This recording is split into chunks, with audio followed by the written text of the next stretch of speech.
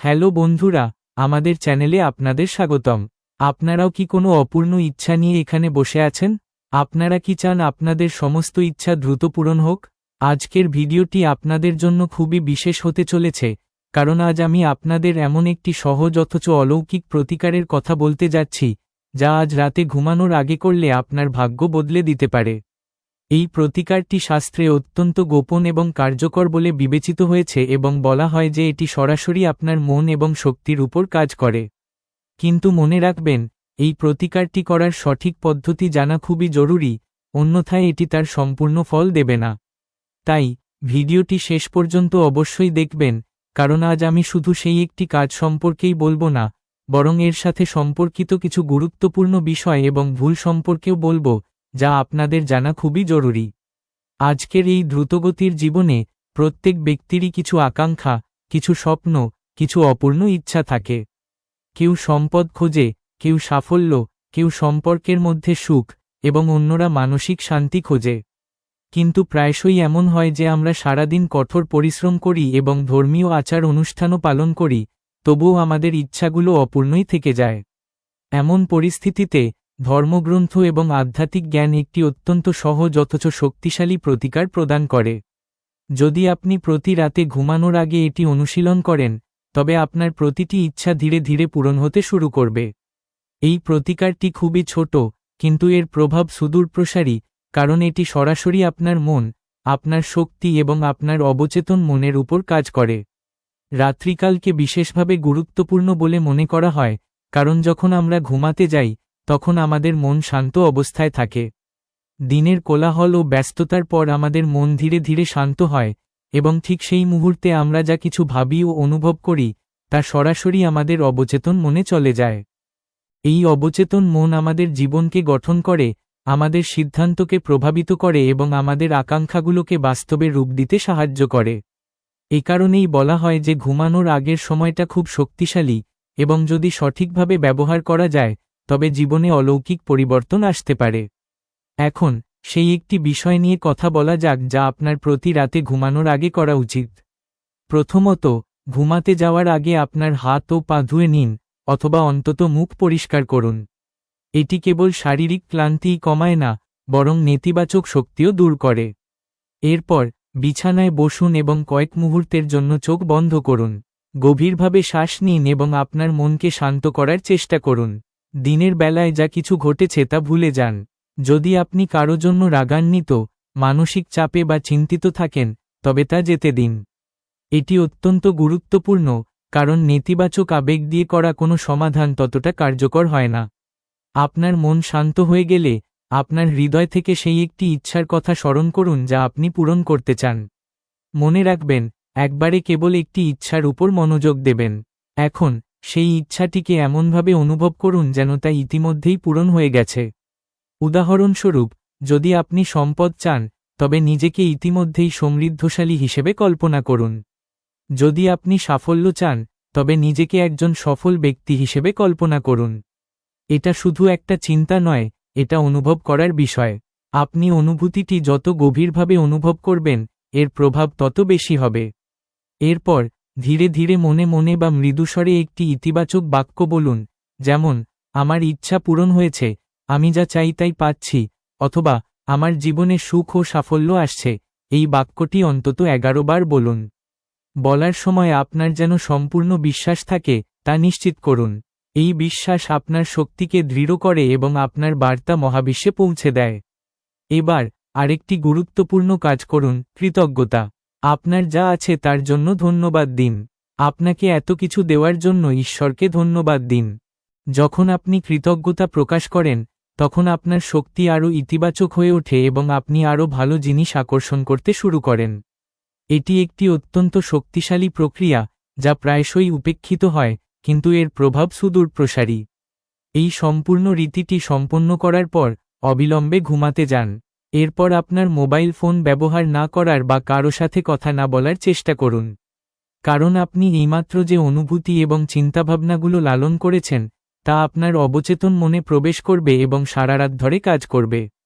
এই সময়েই আপনার মন সবচেয়ে বেশি গ্রহণক্ষম থাকে এবং আপনার আকাঙ্ক্ষাগুলোকে বাস্তবে রূপান্তরিত করার প্রক্রিয়া শুরু হয়। তবে এই রীতিটি পালনের ক্ষেত্রে কয়েকটি বিষয় মনে রাখা গুরুত্বপূর্ণ। প্রথমত, শুধু একদিন করে ছেড়ে দেবেন না, এটি অন্তত 21 দিন করুন। ধারাবাহিকতাই সাফল্যের চাবিকাঠি।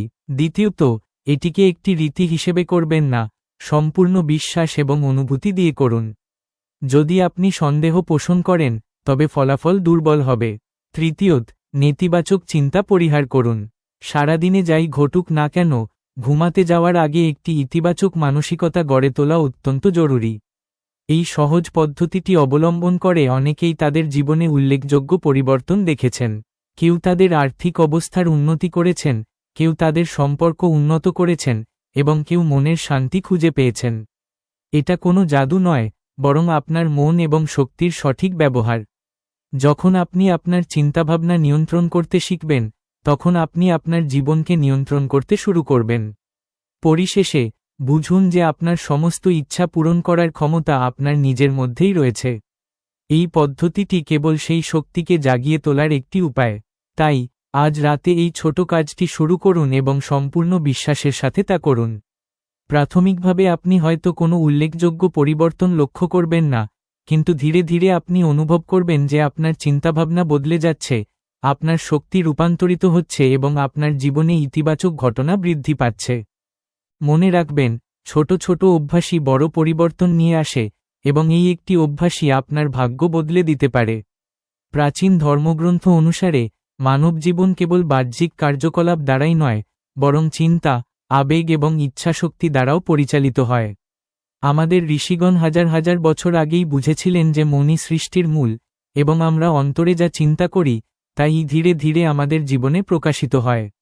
এই কারণেই বেদ, উপনিষদ, পুরাণ এবং অন্যান্য ধর্মগ্রন্থে বারবার বলা হয়েছে যে ঘুমের আগের সময়টি অত্যন্ত পবিত্র ও শক্তিশালী, কারণ তখন মন স্থির অবস্থায় প্রবেশ করে এবং অবচেতন স্তরে গভীরভাবে কাজ করে। প্রাচীন ধর্মগ্রন্থে একে সন্ধ্যাকাল বা ঘুমের আগের ধ্যান বলা হয়েছে, যেখানে একজন ব্যক্তি তার দিনের কার্যকলাপ নিয়ে চিন্তা করেন এবং ভবিষ্যতের জন্য সংকল্প গ্রহণ করেন। এই সময়টিকে বিশেষ বলে মনে করা হয় কারণ দিনের কার্যকলাপের পর শরীর শিথিল হওয়ার সাথে সাথে মনের অস্থিরতা ধীরে ধীরে কমে যায় এবং মন একাগ্র হতে শুরু করে, যার ফলে নিজের চিন্তা ও অনুভূতি সরাসরি মনে গেঁথে যেতে পারে।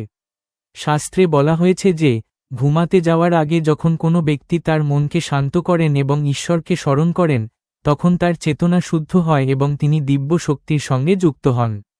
এই অবস্থায় গৃহীত যে কোনো সংকল্প অত্যন্ত শক্তিশালী হয়।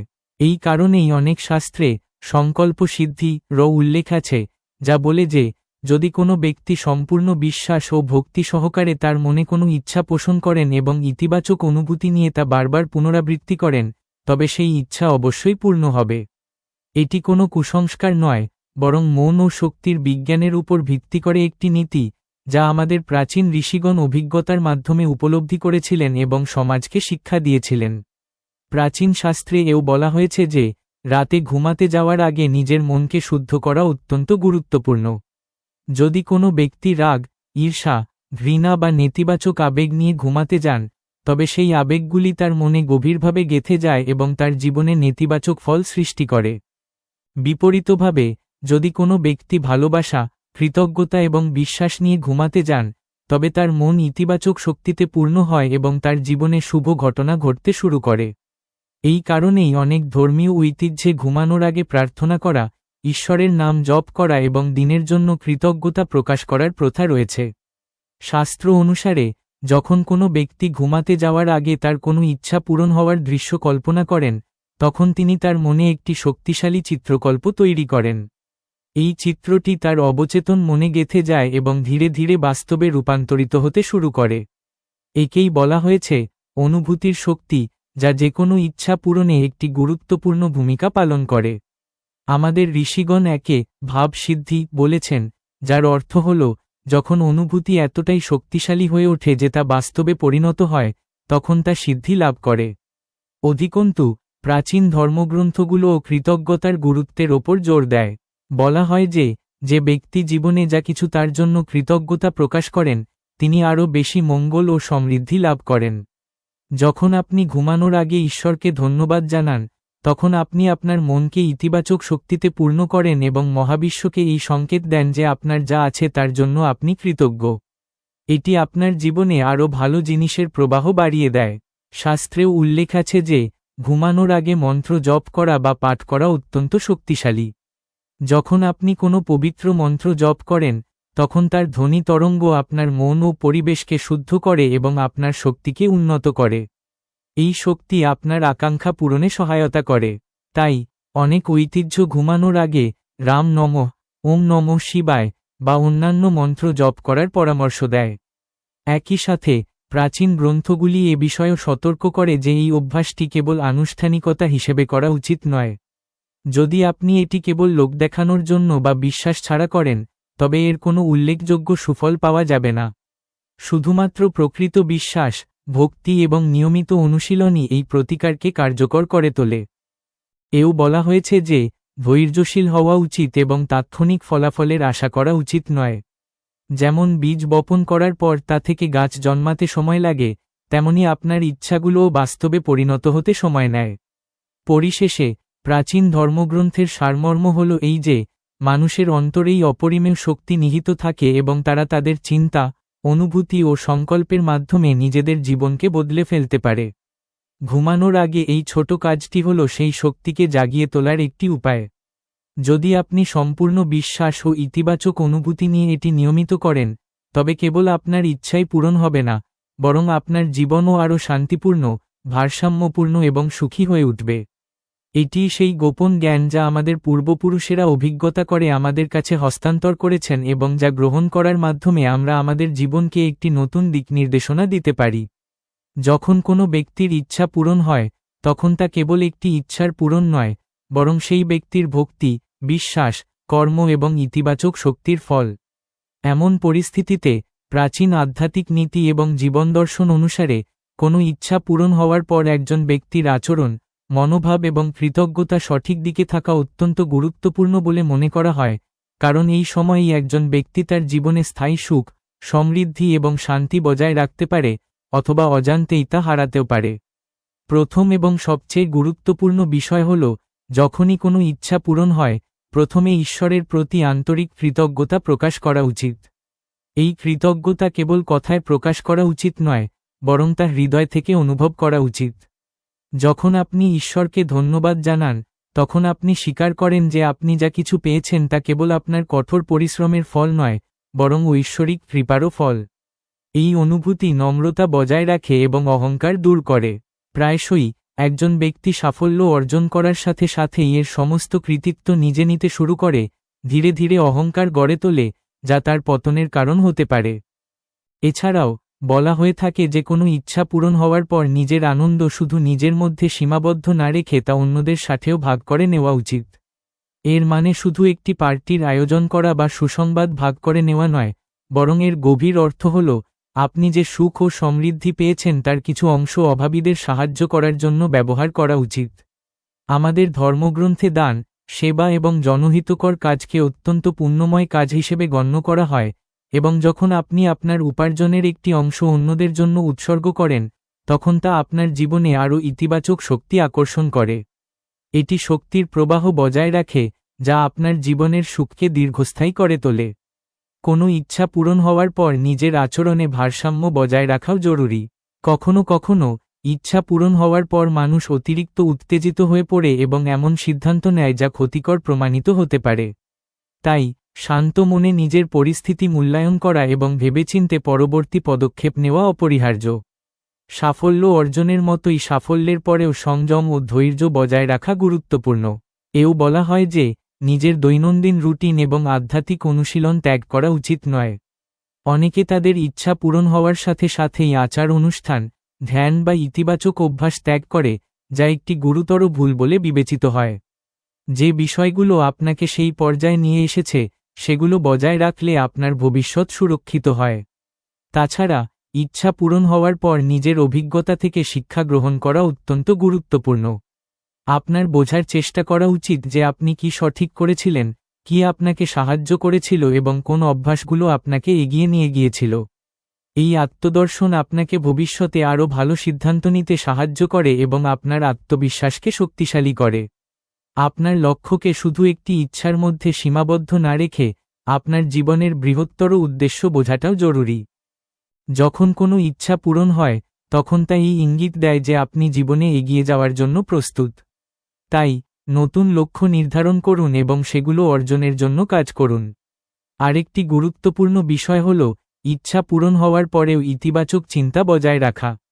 জীবনে উত্থান পতন থাকবেই, এবং সাফল্যের পরেও যদি আপনি ইতিবাচক মনোভাব বজায় রাখেন তবে আপনি প্রতিটি পরিস্থিতির সাথে আরও ভালোভাবে মানিয়ে নিতে পারবেন। নেতিবাচক চিন্তা ধীরে ধীরে আপনার অর্জিত সুখকে ম্লান করে দিতে পারে, তাই সর্বদা আপনার মনকে ইতিবাচক চিন্তায় পূর্ণ রাখুন। আপনি ধ্যান, প্রার্থনা বা অনুপ্রেরণামূলক লেখা পড়ার মাধ্যমে এটি করতে পারেন। প্রাচীন জ্ঞান অনুসারে নিজের কথা রাখাও খুব গুরুত্বপূর্ণ বলে মনে করা হয়। ইচ্ছা পূরণ হওয়ার পর যদি আপনি কোনো ব্রত বা প্রতিজ্ঞা করে থাকেন, যেমন মন্দিরে প্রসাদ নিবেদন করা, দরিদ্রদের খাওয়ানো বা কোনো বিশেষ কাজ করা, তবে তা অবশ্যই পূরণ করুন। এটি আপনার বিশ্বাস এবং আপনার সংকল্পের সত্যতা প্রমাণ করে। যদি আপনি আপনার কথা না রাখেন তবে তা আপনার শক্তিকে দুর্বল করে দিতে পারে এবং আপনার ভবিষ্যতের আকাঙ্ক্ষা পূরণে বাধা সৃষ্টি করতে পারে। পরিশেষে এটা বোঝা অত্যন্ত জরুরি যে একটি ইচ্ছা পূরণ হওয়া কেবল একটি শুরু, শেষ নয়। এটি আপনাকে শেখায় যে আপনার জীবনকে বদলে দেওয়ার শক্তি আপনার নিজের মধ্যেই রয়েছে। তাই এই অভিজ্ঞতাটিকে আপনার জীবনের একটি ইতিবাচক মোড় হিসেবে বিবেচনা করুন এবং একই বিশ্বাস, কঠোর পরিশ্রম ও ইতিবাচকতা নিয়ে আপনার পথে এগিয়ে চলুন। যখন আপনি কৃতজ্ঞতা, নম্রতা, সেবা এবং ভারসাম্য নিয়ে জীবনযাপন করেন তখন কেবল আপনার ইচ্ছাই পূরণ হয় না, বরং আপনার জীবন নিজেই একটি সুন্দর ও অর্থপূর্ণ যাত্রায় পরিণত হয়। এটি সেই প্রকৃত পথ যা আপনাকে স্থায়ী সুখ ও সন্তুষ্টির দিকে নিয়ে যায় এবং এই শিক্ষাই আপনার জীবনকে সত্যিই সফল ও সুখী করে তুলতে পারে। তো বন্ধুরা, এটি ছিল একটি ছোট কিন্তু খুব শক্তিশালী প্রতিকার।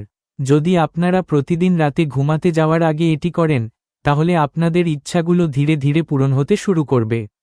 যদি এই তথ্যটি আপনাদের ভালো লেগে থাকে তাহলে অনুগ্রহ করে ভিডিওটি লাইক করুন, আপনার বন্ধু এবং পরিবারের সাথে শেয়ার করুন এবং চ্যানেলটি সাবস্ক্রাইব করতে ভুলবেন না, কারণ আমরা সবসময় আপনাদের জন্য এমন তথ্যপূর্ণ এবং দরকারি ভিডিও নিয়ে আসি। আর কমেন্টে আমাদের অবশ্যই জানাবেন যে আপনি কোন ইচ্ছাটি পূরণ করতে চান। মনে রাখবেন, ভাগ্য পরিবর্তনের শুরুটা হয় একটি ছোট পদক্ষেপের মাধ্যমে, তাই আজ রাত থেকেই এই প্রতিকারটি শুরু করুন।